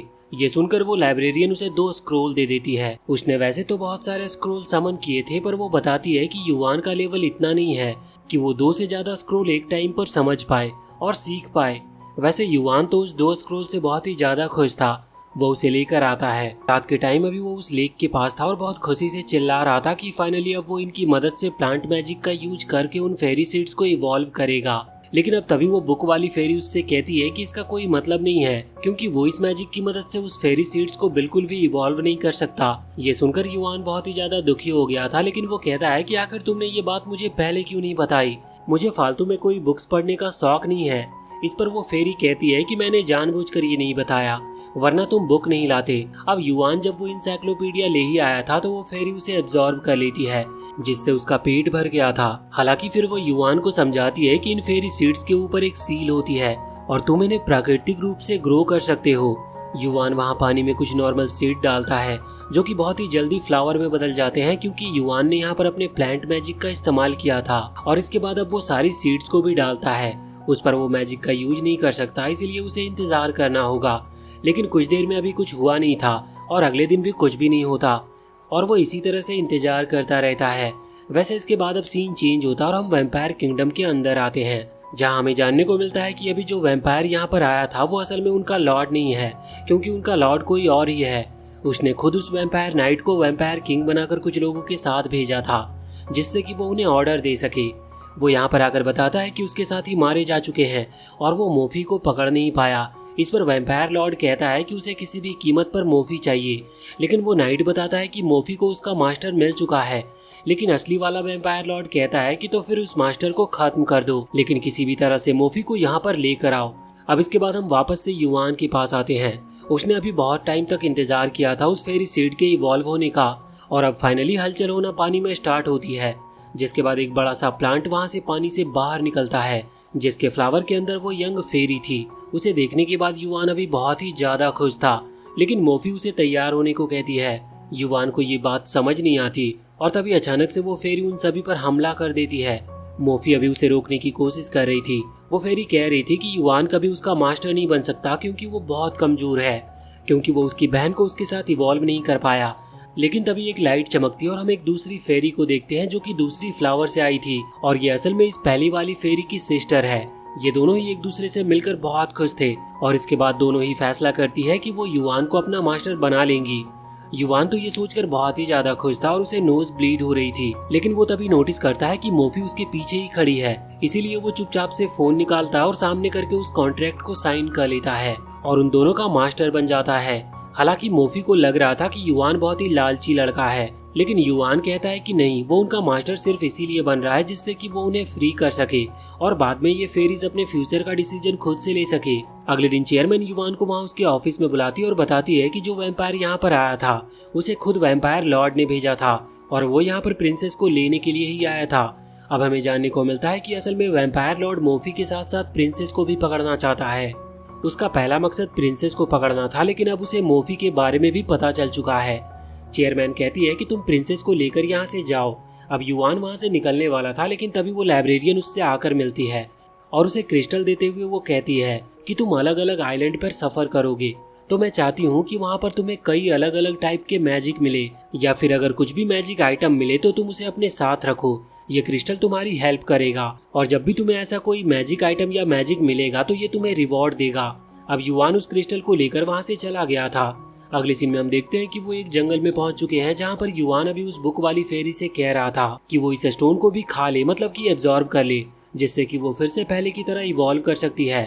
वैसे बाद में वो नोटिस करता है कि वहाँ पर सिर्फ मोफी और प्रिंसेस है, मतलब कि वो पहली वाली दो फेरीज वहाँ पर नहीं है। वो उनसे पूछता है तो प्रिंसेस बताती है कि वो सामने लेक की तरफ गई है। अब युआन सोच रहा था कि शायद वहाँ पर जाकर उसे स्विमिंग करने को मिलेगी, इसी वजह से वो तुरंत ही वहाँ से भागता है। साथ ही प्रिंसेस भी एक्साइटेड होकर वहाँ से इस तरफ भाग रही थी, लेकिन वहाँ पर पहुँचने के बाद वो दोनों ही एक बड़े से ड्रैगन को देखते हैं। उसे देखने के बाद दोनों का ही रिएक्शन बिल्कुल अलग था।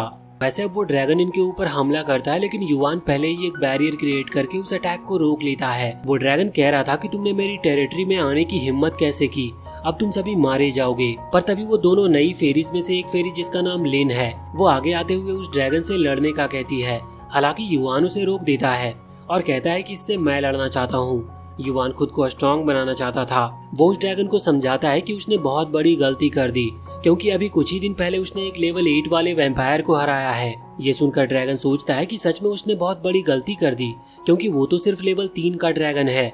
लेकिन जब युआन उसे चैलेंज कर ही रहा है तो उसे चैलेंज एक्सेप्ट करना होगा। लेकिन अब लड़ाई के दौरान हम देखते हैं कि युआन बिना किसी फेरी की मदद लिए कुछ वाइन्स को समन करता है, जिससे उसने उस ड्रैगन को पकड़ रखा था। युआन थोड़ा सा समझदार भी है, इस वजह से वो कोशिश कर रहा था कि वो इस ड्रैगन को उस पानी के अंदर डुबा सके, जिससे कि वो ड्रैगन अपनी फायर अटैक्स का इस्तेमाल ना कर पाए।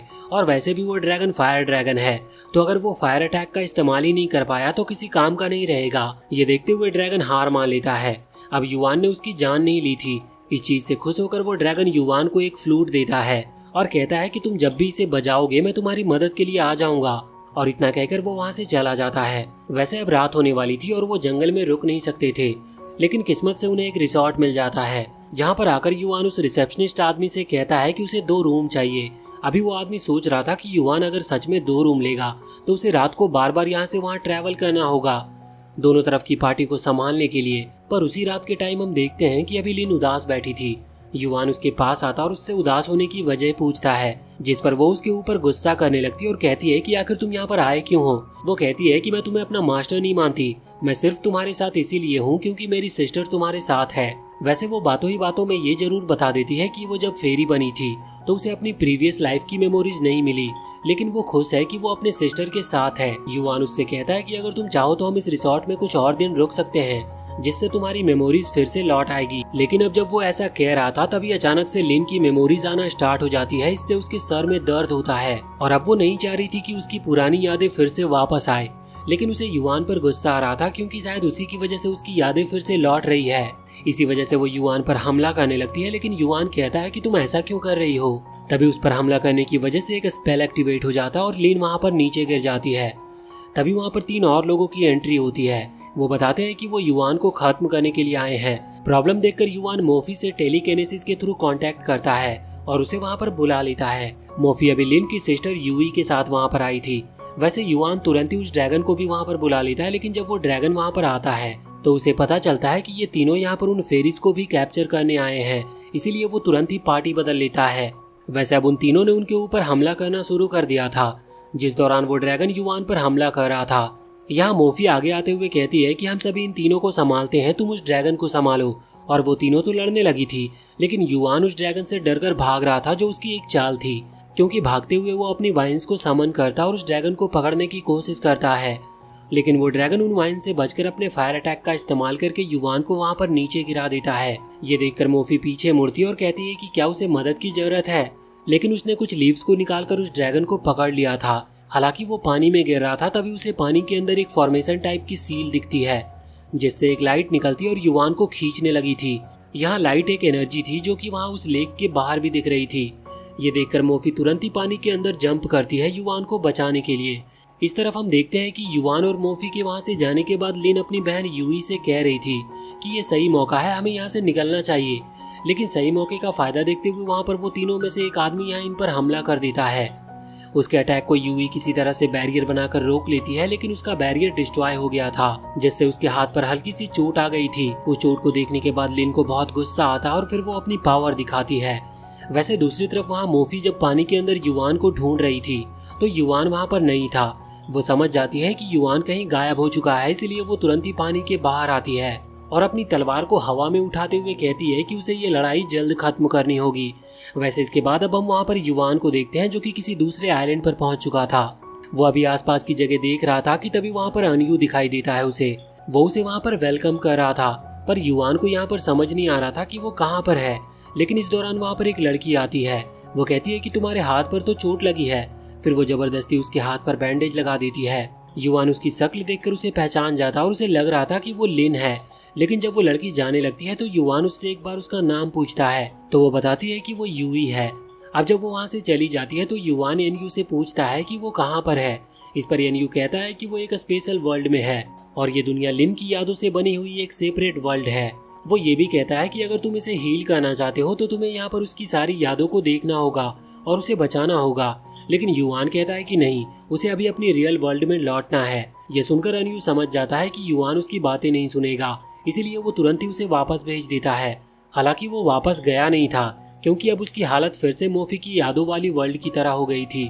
वो किसी को दिखाई नहीं देगा और ना ही सुनाई देगा। वो सिर्फ यहाँ पर सब कुछ देख सकता था। अभी अनयू आगे बढ़ता और पेड़ से ड्रैगन को नीचे गिराता है। ये ड्रैगन एक बेबी ड्रैगन था और ये असल में वही है जिससे युवान की रियल वर्ल्ड में फाइट चल रही थी। एनयू उस ड्रैगन से कहता है कि वो उसे जाने देगा, लेकिन उसके बदले उस ड्रैगन को उसका काम करना होगा। ड्रैगन डरकर उसकी बात मान जाता है। अनयू कहता है कि तुम्हें यूई पर नजर रखनी होगी। ड्रैगन जाता है उस पर नजर रखने के लिए। बाद में जब वो आता है तो बताता है कि यूवी एक डिप्रेस्ड गर्ल है और उसकी सिस्टर बीमार है जो कि हील नहीं हो सकती। ये सुनते ही अनयू कहता है कि ठीक है, फिर मेरे पास एक बहुत ही अच्छा प्लान है। वो तुरंत ही वहाँ से निकलने लगा था, पर युवान उसे रोकता है और कहता है कि अब तुम कुछ गड़बड़ मत करना। लेकिन अनयू उसकी बातों को इग्नोर करता है। बाद में अनयू जाकर यूवी से मिलता है।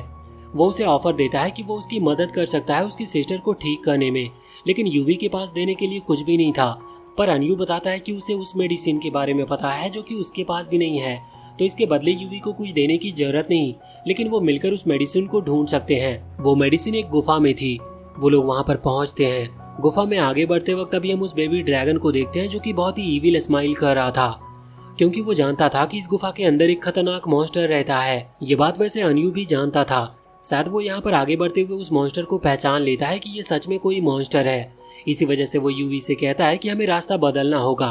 वो गुफा में रास्ता बदलते हैं।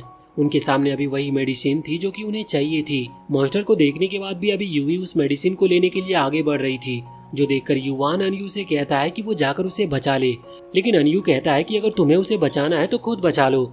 ये सुनकर युवान तुरंत ही भागता है, पर तभी अनयू वहाँ से गायब होकर यूवी को बचा लेता है और युवान को इस ट्रैप में फंसा देता है, क्योंकि युवान अब उस मॉन्स्टर के सामने आ चुका था। कुछ देर के बाद हम देखते हैं कि यूवी और अनयू वहाँ पर भागते हुए डेड एंड की तरफ पहुँच चुके थे। जब वहाँ पर आकर वो रुकते हैं तो पीछे देखते हैं कि वो मॉन्स्टर अभी भी उनका पीछा कर रहा है। वो बिल्कुल भी उनके पास आ चुका था।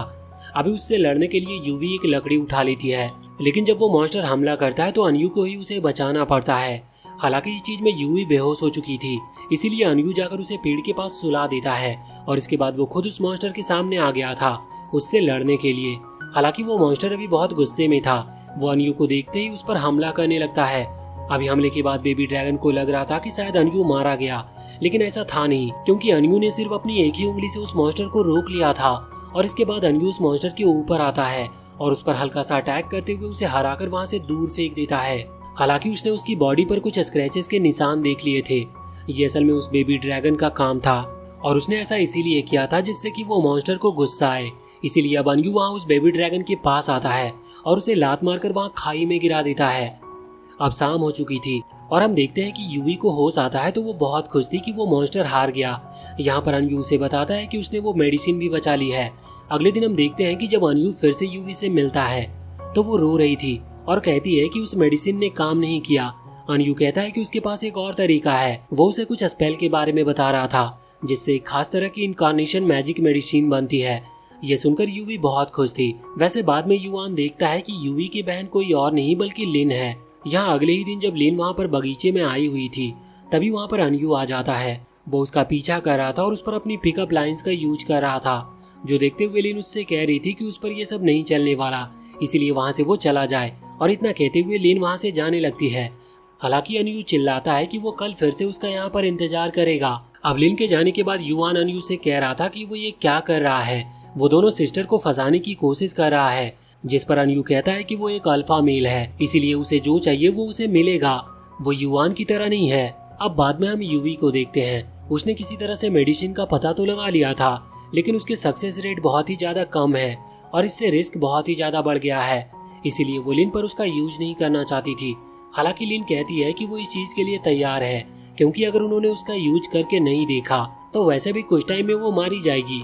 पर इस पर यूवी कहती है कि इस मेडिसिन को खाने से शायद वो अभी ही मारी जाए, जबकि अगर वो इस तरह से बीमार रहकर जीती है तो सालों तक जी सकती है और उसकी तबीयत इतनी खास भी खराब नहीं है कि वो चल फिर भी ना पाए। इसीलिए जब तक उन्हें कोई परमानेंट सोल्यूशन नहीं मिल जाता तब तक वो ऐसे किसी भी मेडिसिन का यूज नहीं करेंगे। अगले दिन हम देखते हैं कि लिन फिर से वहाँ बगीचों की तरफ आ गई थी, जिससे कि वो फिर से अनयू से मिल पाए। वहाँ पर अनयू उसे अपना बोट दिखाता और कहता है कि अगर उसे प्रॉब्लम ना हो तो वहाँ पर थोड़ी देर वो घूम सकते हैं। वो बोट में बैठ जाती है, लेकिन रास्ते में उसकी हालत और खराब होने लगती है और उसके मुंह से खून निकलने लगा था, जिस वजह से वो बेहोश हो जाती है। अभी अनयू युआन से कह रहा था कि हम इसे ठीक कर सकते हैं, लेकिन इससे इसकी सारी यादें चली जाएगी, इसीलिए वो ऐसा कर नहीं रहा। तभी वहाँ दूसरी बोट पर वो लोग यूवी को देखते हैं, जो कि अभी खुद से कह रही थी कि उसे खुद को खत्म कर देना चाहिए, क्योंकि असल में लिन को वो बीमारी यूवी को बचाने की वजह से हुई थी, इसीलिए वो उसके लिए खुद को ब्लेम कर रही थी। वो सोच रही होती है कि अगर वो खुद को खत्म कर देगी तो शायद इससे सब कुछ ठीक हो जाएगा, पर ऐसा कुछ भी नहीं था। अब जब लिन को होश आता है तो वो अपने घर में अपने कमरे में थी, लेकिन वो हैरान थी। वो सोच रही थी कि शायद उसने जो कुछ भी देखा वो एक सपना था। वो अभी बहुत गुस्से में थी, इस वजह से यूवी जो उसके लिए सूप लाती है वो उसे नीचे गिरा देती है। हालांकि जब यूवी अपने घर से मेडिसिन के लिए निकल गई थी तब लिन उस दूसरी मेडिसिन को, जिसका सक्सेस रेट बहुत कम है, उसे पी लेती है। वैसे ये मेडिसिन भी काम नहीं करती और ये भी सिर्फ एक टेम्पररी इलाज है, इसीलिए वो वापस से वहाँ से उन बगीचों की तरफ चली गई थी, जहाँ पर एक बार फिर से उसकी मुलाकात अनयू से होती है और वो बोट पर चले जाते हैं। और इससे लिन को पता चलता है कि कल जो भी हुआ वो उसका सपना नहीं था।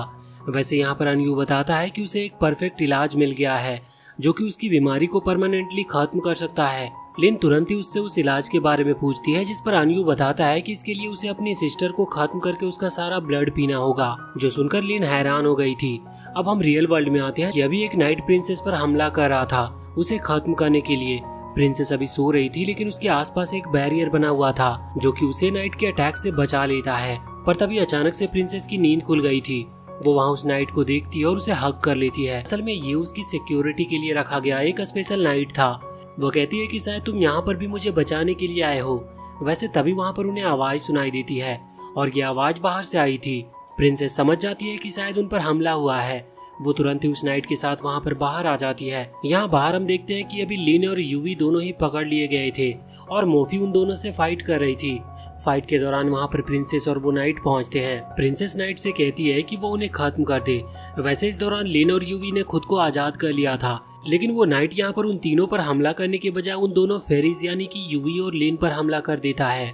यहाँ पर अभी वो तीनों दुश्मन नाइट से कह रहे थे कि आखिर उसने प्रिंसेस को अभी तक क्यों नहीं मारा, लेकिन अब यहाँ से सीन चेंज होता है और हम वापस से लिन की उस मेमोरी वर्ल्ड में आ जाते हैं, जहाँ पर हम देखते हैं कि अभी लिन ने यूवी और अनयू को साथ में देख लिया था। अभी यूवी कह रही थी कि अब वो और लिन का ख्याल नहीं रख सकती, वो उसके लिए एक बोझ बन चुकी है। वो चाहती है कि वो खुद की लाइफ मजे से जिए, इसीलिए वो कल उसे छोड़ देगी। ये सब देखने के बाद लिन बहुत हैरान थी। वो वहाँ पर छुपकर रो रही थी, क्योंकि वो अपनी बहन को खत्म नहीं कर सकती और उसकी जान बचाने का सिर्फ एक ही तरीका है कि उसे अपनी बहन को मारना होगा। और साथ ही साथ उसे एक प्यार में धोखा भी मिला है, तो इससे उसका गुस्सा और भी ज्यादा बढ़ चुका था। रात के टाइम पर हम देखते हैं कि अभी यूवी खाना बनाते वक्त लिन से कह रही थी कि वो आज आखिरी बार उसके लिए खाना बना रही है, क्योंकि कल वो उसे छोड़कर जाने वाली है, क्योंकि उसे अपना प्यार मिल चुका है। लेकिन ये सुनते हुए लिन फैसला करती है कि यही उसकी बहन को खत्म करने का सही मौका है। वो तुरंत ही एक चाकू निकाल लेती है और यूवी की तरफ आगे बढ़ने लगती है, लेकिन वो जल्दी ये समझ गई थी कि वो अपनी बहन को खत्म नहीं कर सकती, इसीलिए वो रुक जाती है। पर तभी यूवी घूमते हुए उस चाकू को खुद ही मार लेती है और कहती है कि अब वो बच सकती है, वो कहती है कि वो उसे वहाँ उस लेक के पास ले चले। लिन तुरंत ही उसे उठाकर वहाँ लेक के पास आ जाती है। यहाँ पर अभी यूई लिन से माफी मांग रही थी और कह रही थी कि माफ करना, मैं एक अच्छी बहन नहीं बन पाई। मुझे तुम्हें ऐसा दिखाना पड़ा जैसे कि मैं तुम्हें हेट करती हूँ, लेकिन ऐसा कुछ भी नहीं था। अब वहाँ पर अनयू भी आ गया था। वो बताता है कि यूवी ने खुद को सेक्रीफाइस किया है तुम्हें ठीक करने के लिए। यहाँ पर यूवी की सोल जा चुकी थी, मतलब कि अब वो मारी जा चुकी है। लेकिन लिन अपनी बहन को सेक्रीफाइस करके खुद को जिंदा नहीं रख सकती थी। इस वजह से वो उसे उठाती है और वहाँ पर लेक के अंदर जाने लगती है। युवान उन दोनों को ही रोकने की कोशिश कर रहा था, लेकिन ना ही वो उन्हें रोक सकता और ना ही उन्हें कुछ कह सकता है। तभी अनयू कहता है कि मेरे पास एक तरीका है जिससे तुम दोनों फिर से मिल सकती हो, और कहता है कि अगर तुम परमिशन दो तो तुम रीइंकार्नेट कर सकती हो फेरीज बनकर। इस पर लिन ने हाँ कर दी थी। इसके बाद जब वो फ्लावर को टच करती है तो वहाँ पर उन दोनों के आसपास एक एनर्जी फैलने लगती है, जिसके बाद वहाँ पर एक प्लांट ग्रो हो गया था और वो दोनों उस प्लांट के अंदर चली गई थी। वो बताता है कि तुम अगली वर्ल्ड में फेरी सीड्स की मदद से रीइंकार्नेट होगी। वैसे युवान अभी बहुत गुस्से में था, इसीलिए वो यहाँ पर अनयू पर हमला कर देता है। हालांकि अनयू उसके अटैक को डॉज कर लेता है, लेकिन युवान रुकता नहीं। वो बार बार उस पर हमला कर रहा था। अब अनयू उसके हर एक अटैक को डॉज करते हुए उसे लात मारता और नीचे गिरा देता है। वो कहता है कि मैंने इन दोनों की मदद की है और इन्हें बचाया है, तुम आखिर मुझ पर हमला क्यों कर रहे हो। जिस पर युवान कहता है कि तुम इस पूरी वर्ल्ड को और यहाँ के लोगों को सिर्फ गेम और गेम के कैरेक्टर की तरह समझ रहे हो, जबकि ऐसा है नहीं। तुम्हें दूसरों के बारे में सोचना चाहिए। लेकिन अनयू उस पर हमला करके उसे नीचे गिराता और कहता है कि तुम कितनी भी कोशिश क्यों ना कर लो, लेकिन तुम फ्यूचर को बदल नहीं सकते। वैसे अब इसके बाद अचानक से युवान नोटिस करता है कि वो वर्ल्ड रीस्टार्ट हो चुकी है और अब युवान भी वहाँ की चीजों को टच कर सकता है। इसका मतलब अब उसे भी वहाँ पर सब देख पाएंगे। अब यहाँ पर फिर से युवान अनयू पर हमला कर रहा था। युवान उसके आर पार हो जाता है और अनयू से कहता है कि तुम मुझ पर अब हमला नहीं कर सकते, तुम बाकियों को दिखाई दोगे और तुम उनसे बात कर सकते हो, लेकिन फिर भी तुम इस वर्ल्ड में कैद हो। तुम इस वर्ल्ड से तभी निकल पाओगे जब तुम लिन और यूवी के पास्ट को चेंज कर दो। अब युवान इसके लिए तैयार था। हर चीज बिल्कुल सेम तरीके से होती है। युवान ने ये देखने के लिए वो सच में चीजों को छू सकता है कि नहीं, तो उसने एक पेड़ को पंच किया था जिससे उसके हाथ पर चोट लग गई थी।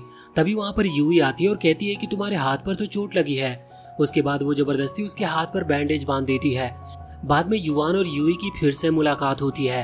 युवान कहता है कि उसके पास लिन के लिए एक मेडिसिन है, लेकिन बाद में यूवी बताती है कि उसने ये मेडिसिन पहले ही ट्राई कर लिया है और ये कुछ भी काम नहीं आई। युवान कहता है कि कोई बात नहीं, हम कोई दूसरा इलाज ढूंढ लेंगे।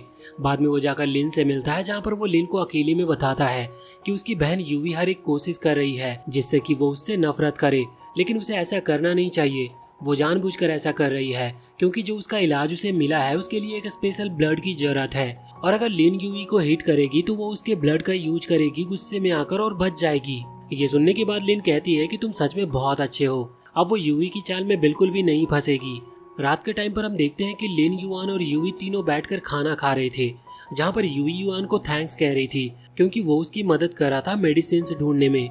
लेकिन अचानक से यूवी सो जाती है, साथ ही युवान भी सो गया था। उसे जानने को मिलता है कि खाने में नींद की दवाई मिली थी और ये काम लिन का था। उसने ऐसा जानबूझकर किया था क्योंकि वो जानती थी कि उसकी बीमारी की वजह से उसकी बहन बहुत परेशान है, इसीलिए उसने फैसला किया है कि वो खुद को मार लेगी जिससे कि उसकी बहन परेशान ना हो, और अब वो ऐसा ही करती है। अब जब यहाँ युवान को होश आता है तो वो देखता है कि घर पर कोई नहीं है। वो तुरंत ही उस लेक की तरफ बढ़ता है जहाँ पर वो देखता है कि यूवी अभी लिन को उठाकर वहाँ पानी के अंदर लेकर जा रही है। तभी वहाँ पर अनयू आता है। वैसे युवान उन दोनों को रोकने की कोशिश करता है, लेकिन वो उन्हें रोक नहीं पा रहा था। अनयू युवान को बताता है कि उसने फ्यूचर को चेंज नहीं किया, बल्कि उसने सिर्फ सिनेरियो बदल दिए।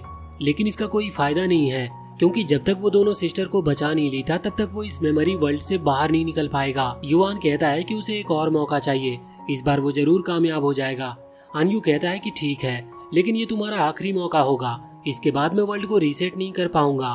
अब वो तैयार था। वो सारी चीजें फिर से होती है। युवान कुछ भी चेंज नहीं करता, लेकिन अब वो रात आ चुकी थी जब यूई लिन को किसी तरह से मैनिपुलेट करके मना लेती है कि वो उसे खत्म कर दे। लिन भी चाकू लेकर यूवी को खत्म करने जा रही थी, लेकिन उसके नजदीक भी पहुंच सके इसके पहले युवान वहां पर आता है और चिल्लाते हुए उन दोनों से कहता है कि तुम दोनों अब बस कर दो, तुम दोनों ही एक दूसरे को धोखा दे रही हो, इसका कोई फायदा नहीं। इससे अच्छा तो तुम ऐसे ही आराम से पूरी लाइफ जियो, क्योंकि अगर तुम में से कोई एक भी मरेगा तो दूसरा अपने आप ही मारा जाएगा। इतना कहते हुए वो चाकू छीन लेता है। ये सुनने के बाद वो दोनों बहनें रोने लगी थी। युवान सोचता है कि शायद उसने फ्यूचर बदल दिया अब जब वो वहाँ से बाहर आता है तो आन्यू उससे कहता है कि शाबाश, तुमने तो सब कुछ सही कर दिया, लेकिन फिर भी तुम कुछ नहीं बदल सकते क्योंकि एक बार जो हो गया वो हो गया, अब उसे चेंज करना मुमकिन नहीं है।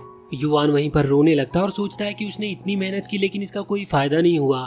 तभी अचानक से वो एक दूसरी जगह पर टेलीपोर्ट हो गया था, जहाँ पर अभी वो लिन को देख पा रहा था। लिन उससे कहती है कि भले ही जो पास्ट में हुआ तुम उसे बदल नहीं पाए या फिर कोई भी उसे बदल नहीं सकता, लेकिन लिन वो सारी चीजें याद कर रही थी जो युवान ने उसे बचाने के लिए किया था, और वो उसे थैंक यू कहती है और उससे माफी मांगते हुए उसे किस भी करती है।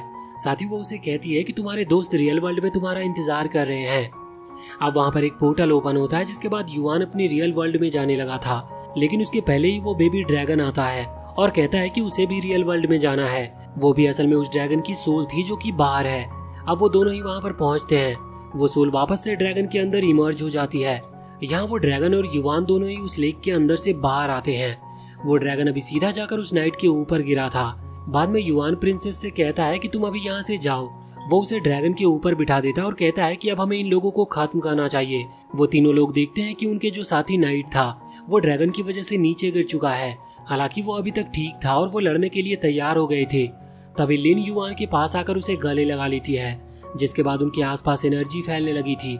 वो नाइट कह रहा था कि हमें इन्हें रोकना होगा क्योंकि ये मर्ज होने की कोशिश कर रहे हैं, लेकिन वो ऐसा कर नहीं पाते और उससे पहले ही लिन और युवान मर्ज हो चुके थे। और इसके बाद युवान के अंदर पावर आ गई थी, सेम वैसे ही जब वो मोफी के साथ मर्ज हुआ था। लेकिन युवान नोटिस करता है कि ये पावर अलग है। वो देख पा रहा था कि उसके पास वाटर पावर है, शायद वो सी गॉड बन चुका है। लेकिन युवान ने अपनी वाटर पावर से उसके आसपास पानी फैला दिया था, जिससे वो चुटकी बजाते ही उसे फ्रीज कर देता है और अब वो वैम्पायर नाइट वहीं पर जम जाता है। वैसे वो दूसरा वाला लड़का भी युवान पर ही हमला कर रहा था, लेकिन युवान उसे भी फ्रीज कर देता है। और वो तीसरा वाला इस वक्त यूवी पर अटैक करने की कोशिश कर रहा था, लेकिन युवान आगे बढ़कर उसे भी फ्रीज कर देता है। बाद में वो देखता है जो एक लड़का और बचा है वो इस वक्त उस ड्रैगन को पकड़े हुए है, जिससे प्रिंसेस वहां से भाग ना पाए। लेकिन युवान तुरंत ही उस रस्सी को काट देता है जिससे उस लड़के ने उस ड्रैगन को पकड़ रखा था, और अब बाद में वो भी उसे वहां से फेंकते हुए फ्रीज कर देता है। लेकिन अब इतने में उस नाइट ने अपने आसपास की बर्फ को डिस्ट्रॉय कर दिया था और अब वो युवान की तरफ हमला करने के लिए बढ़ रहा था। युवान उससे कहता है कि तुम बहुत कमजोर हो, इसीलिए तुम मुझे हरा नहीं सकते। लेकिन तभी वो नाइट अपनी एक स्पेशल स्वॉर्ड वहां पर समन कर लेता है, जो कि अच्छी खासी स्ट्रॉन्ग थी। इसीलिए युवान रिस्क नहीं लेता और मोफी से उसके साथ मर्ज होने को कहता है। अभी यहाँ वो ऑलरेडी लिन के साथ मर्ज था, इस वजह से जब वो मोफी के साथ मर्ज होता है तो उसकी पावर एक अलग ही लेवल पर पहुंच जाती है, क्योंकि अब वो डबल गॉड की पावर को ऑन कर रहा था। वो तुरंत ही हवा में आता और पानी के अंदर से एक ट्राइडेंट बाहर निकालता है, जिसे लेकर वो उस नाइट से लड़ रहा था। वो नाइट भी अभी अपने वेपन का यूज करता है। उन दोनों के वेपन टकराते हैं। दोनों ही वेपन काफी स्ट्रॉन्ग थे, लेकिन युवान की पावर ज्यादा साबित होती है और वो नाइट को वहां से दूर हटा देता है। लेकिन उस नाइट ने भी हार नहीं मानी थी, जिस वजह से उन दोनों में लड़ाई फिर से शुरू हो चुकी थी। दोनों ही बहुत ताकतवर थे, जिस वजह से ये फाइट लगभग बराबरी की लग रही थी। यहाँ पर युवान अभी खुद को सच में एक गॉड समझ रहा था और वो सोच रहा था कि वो सारे एनिमे की यूनिवर्स में सबसे ज्यादा स्ट्रॉन्ग है। वो तुरंत उस नाइट को फिर से पीछे हटाते हुए एक वॉल को समन करता है, जिसमें बहुत सारे पोर्टल्स थे। पोर्टल्स के थ्रू बहुत सारे आइस क्रिस्टल अभी सीधा उस नाइट की तरफ बढ़ रहे थे। उनकी स्पीड बहुत तेज थी, लेकिन वो नाइट किसी भी तरह से उन्हें डॉज कर रहा था। पर तभी एक क्रिस्टल उसके पैर में लग जाता है, जिससे उस नाइट को बहुत गुस्सा आता है और गुस्से में अब उसने अपने बहुत सारे क्लोन क्रिएट कर लिए थे, जो कि मिलकर अभी सीधा उस वॉल की तरफ आगे बढ़ रहे थे। रास्ते में आने वाले क्रिस्टल को भी वो बहुत ही स्पीड से खत्म करते जा रहे थे। लेकिन तभी युवान पानी के अंदर एक वाटर टॉर्नेडो क्रिएट करते हुए उन क्लोन्स को डिस्ट्रॉय कर देता है और इसके बाद वो उस असली वाले नाइट पर भी हमला करके उसे सीधा ब्रिज पर ले आता है। और अभी वो नाइट हिलने की भी हालत में नहीं था, इसीलिए युवान एक बड़ी सी एनर्जी बॉल क्रिएट करता है, जो कि बहुत पावरफुल थी और उसकी मदद से अब वो उस नाइट को खत्म करने वाला था। लेकिन वो ऐसा करे इसके पहले ही प्रिंसेस सामने आ जाती है और कहती है कि वो इस नाइट को ना मारे। अब युवान उसकी बात मान लेता और उस अटैक को आसमान की तरफ कर देता है। वहाँ पर एक बहुत तेज धमाका होता है। वैसे अब लड़ाई खत्म हो चुकी थी, इस वजह से मोफी और लिन वहाँ युवान की बॉडी से वापस बाहर आ जाते हैं। यहाँ नीचे आने के बाद अभी प्रिंसेस उस नाइट पर चिल्ला रही थी और कह रही थी कि आखिर तुमने युवान पर हमला करने की कोशिश क्यों की? वो बहुत ताकतवर है, तुम उसे हरा नहीं सकते। साथ ही वो उसे फिर से हक करते हुए कहती है कि हमें अब वापस से किंगडम की तरफ चलना चाहिए। लेकिन वो नाइट दुखी था क्योंकि उसने प्रिंसेस को धोखा दिया। वो वहाँ से जाने लगता है। प्रिंसेस समझ गई थी कि अब वो फिर से कभी उसे देख नहीं पाएगी, इस वजह से वो रो रही थी। लेकिन तभी हम देखते हैं कि वहाँ पानी के अंदर कई सारे फ्लावर्स निकलना शुरू हो जाते हैं और उन्हीं में से एक बड़ा सा फ्लावर भी निकल कर आता है, जिसके बाद लिन वहाँ उस फ्लावर के ऊपर आ गई थी। वो बताती है कि भले ही युआन ने इसकी मेमोरी को सही करने की कोशिश की, लेकिन वो अंत में सही नहीं हुई। असल में तो उसे अपनी सिस्टर को मारा ही है, इसी वजह से वो खुद को इसके लिए माफ नहीं कर सकती। हालांकि अब वो दुखी नहीं है, लेकिन वो इस लेक के अंदर एक स्पिरिट बनकर रहना चाहती है। वो कहती है कि तुम्हें कभी भी मेरी मदद की जरूरत हो तो तुम मुझे बुला सकते हो, मैं आ जाऊंगी। यहाँ पर यूवी लिन से पूछ रही थी कि वो उसके बिना कैसे रहेगी, जिस पर लिन कहती है कि अब से युआन और बाकी सभी उसकी फैमिली है, उसे लिन को भूलना होगा। अभी यूवी दुखी नहीं थी, वो युआन को थैंक यू कहती है, क्योंकि युआन ने कुछ ऐसा किया जिसकी वजह से अब उसकी सिस्टर दुखी नहीं है, इसीलिए यूवी खुश है। वो तुरंत ही वापस से युआन के फोन के अंदर चली जाती है। यहाँ पर अभी मोफी युआन से कह रही थी कि उसने प्रॉमिस किया था कि वो उसके स्पिरिट वर्ल्ड को वापस रीबिल्ड करेगा, क्या वो ये बात भूल गया? जिस पर युआन कहता है कि नहीं, वो अपने प्रॉमिस कभी नहीं भूलता। इसके बाद अब मोफी भी वापस से उसके फोन में चली जाती है। वैसे वहाँ पर अभी प्रिंसेस खड़ी हुई थी। युआन उससे कहता है कि हमें भी अब किंगडम की तरफ वापस लौट चलना चाहिए, जिस पर प्रिंसेस कहती है कि हाँ, हमारे पास और कोई दूसरा रास्ता भी नहीं है। इसके बाद वो दोनों ही उस ड्रैगन के ऊपर बैठकर वहाँ से निकलने लगते हैं। अभी जाते वक्त प्रिंसेस युआन को एक और फेरी सेट दिखाती है और कहती है कि ये उसे एक गुफा के अंदर मिला था। ये देखकर युआन का मूड खराब हो गया था, क्योंकि अब उसे फिर से एक साइको फेरी के साथ डील करनी होगी। लेकिन इसी के साथ ये सीजन और ये पार्ट यहीं पर खत्म होता है। तो वीडियो अगर पसंद आई हो तो चैनल को सब्सक्राइब करके बेल आइकन जरूर दबा ले और कमेंट सेक्शन में हमें बताएं कि आपको ये वीडियो कैसी लगी।